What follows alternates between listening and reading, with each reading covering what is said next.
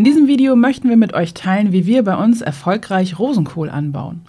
Wir starten mit einer Voranzucht, also mit einer Aussaat ab Mitte April, also vor allen Dingen, wenn wir ihn planen, an einem Standort zu setzen, der nicht optimal ist. Regulär erfolgt die Aussaat von Rosenkohl im Mai. Im Juni wäre es dann schon ein bisschen spät für die Aussaat.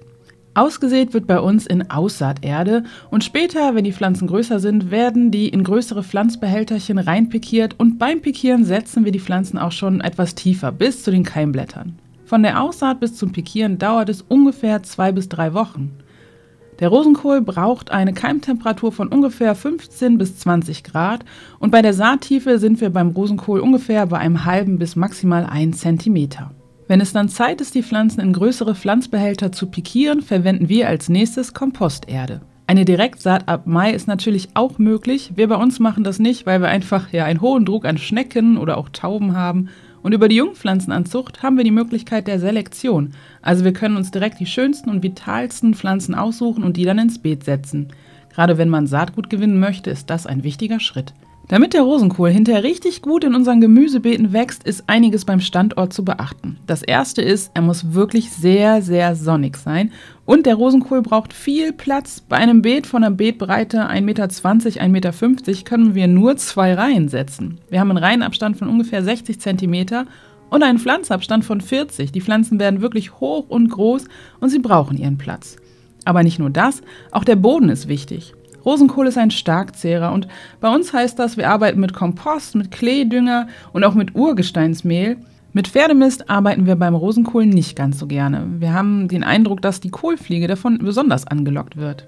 Wann setzen wir unsere Rosenkohl-Jungpflanzen ins Beet? Das passiert bei uns ab Mitte Mai bis Mitte Juni ungefähr. Bei der Auspflanzung der Jungpflanzen achten wir darauf, dass wir sie ein bisschen tiefer setzen.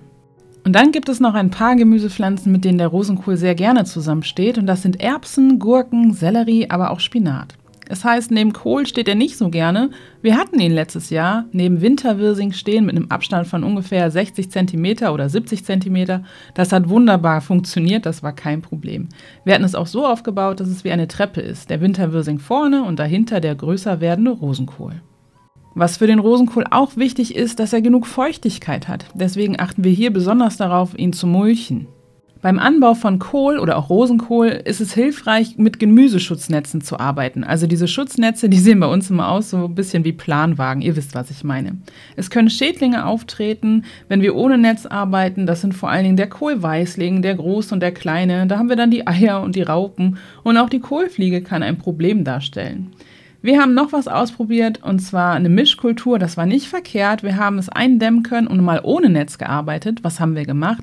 Wir haben zwischen den Rosenkohl recht viel Thymian und auch Gewürztagetes gepflanzt und das war echt erfolgreich und ist eine empfehlenswerte Mischkultur. Also mit duftenden Kräutern und Blumen hat es erstaunlich gut ohne Netz funktioniert. Probiert's mal aus.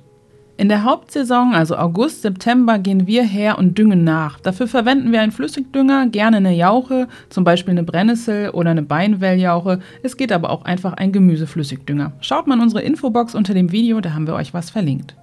Was natürlich auch gut als weiterer Dünger fungiert, ist der Rasenschnitt, mit dem wir mulchen. Über die Zeit wird so Stickstoff für die Pflanze freigesetzt.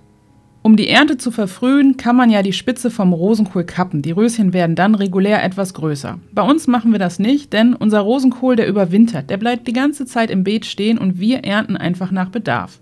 Wir haben festgestellt, wenn oben die Spitze dran bleibt, ist es für die Pflanze einfach ein besserer Frostschutz und unsere Ernte startet ab November und geht bis in den März hinein. Der Rosenkohl ist frostfest bis minus 15 Grad auf jeden Fall. Wenn es kälter ist, würden wir ihn doch mit einem Vlies schützen. Bei uns wird es hier nicht wirklich kälter und als es letztes Mal minus 15 Grad war, hat er das gut überstanden. Wenn euch unser Grow Veggie Video gefällt, freuen wir uns über euren Daumen nach oben und auch, wenn ihr unseren Kanal kostenlos abonniert. Zum Weiterschauen haben wir für euch noch die lange Version von unserem Rosenkohl-Video verlinkt und ebenso unsere Playlist mit den ganzen Grow Veggie Videos. Viel Spaß bei euch im Garten mit dem Rosenkohlanbau!